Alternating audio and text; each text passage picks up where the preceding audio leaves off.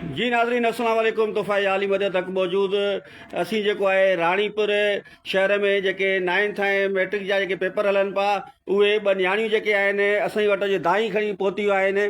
त अॼु जेका सखर जी टीम जेका आहे उहा गर्ल्स स्कूल जेको हाई स्कूल जेको इस्कूला के बादशाह सां गॾु आहे उते जेको आहे टीम पहुती ऐं असां खां न कुझु पुछा कयो वियो न असां खां को सुवाल कयो वियो न असां खां कापी हुई, पर असां खां टीम ईंदे ई जेको आहे अंदरि तक़रीबन 20 खां 25 न्याणियुनि खां जेको आहे उहे कापियूं खसे करे ऐं न का माना सबूत हुयो न को उन्हनि वटि प्रूफ हुयो, असांजा पेपर खसे करे ऐं टीम जेको हली वई। ही न्याणियूं वीचारियूं रोईंदियूं अॼु असां वटि दाई आयूं अचो त न्याणियुनि खां पुछूं था पुटु छा मसइलो थियो तव्हां सां?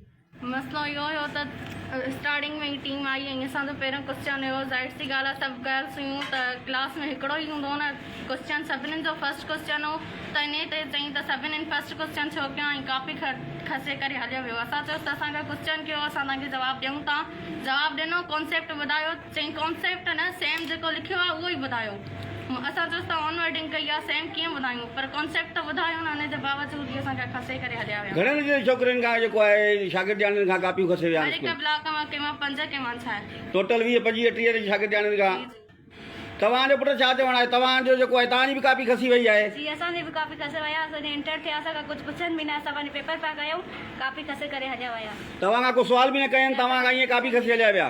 जी नाज़रीन तव्हां ॾिसो पिया त बोर्ड वारनि जी हीअ मनमारी जेका टीम अचे पई, न्याणियूं जेके असांजी सिंधी न्याणियूं स्कूलनि में पेपर ॾियण जे लाइ वञनि थियूं पयूं, पर ही बदमाश जेके आहिनि टीम वारा जेके अचनि था हे घटिया क़िस्म जा माण्हू, न्याणियुनि खां न को सुवाल कयो वियो न को प्रूफ हथु कयो वियो, पर हिन न्याणियुनि खां जेको आहे कापियूं जेके आहिनि उहे खसे करे ऐं गर्ल्स स्कूल जेको इस्कूला के बादशाह सां गॾु आहे उनखां जेको आहे न्याणियुनि खां उते जेको आहे हुनजो साल जो जेको आहे महिनत करे वीचारियूं न्याणियूं। ऐं सिंध में कापी कल्चर तव्हांखे ख़बर आहे त कापी कल्चर केतिरो शफ़ाफ़ ऐं साफ़ आहे।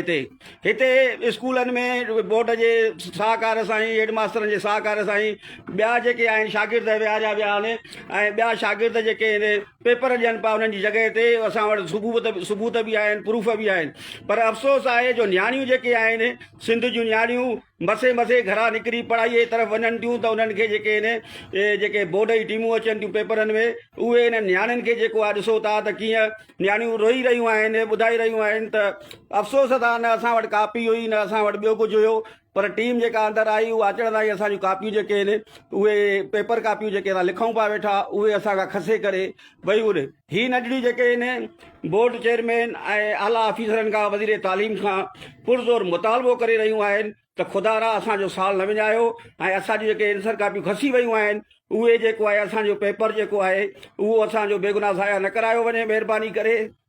पुटु तव्हां कंहिंखां मुतालबो कंदव? वज़ीर तालीम खां कहिड़ो मुतालबो कंदव? असां इहो ई चवंदासीं त असांखे पंहिंजो पेपर वापसि कयो वञे ऐं असां रिपीट पेपर ॾींदासीं।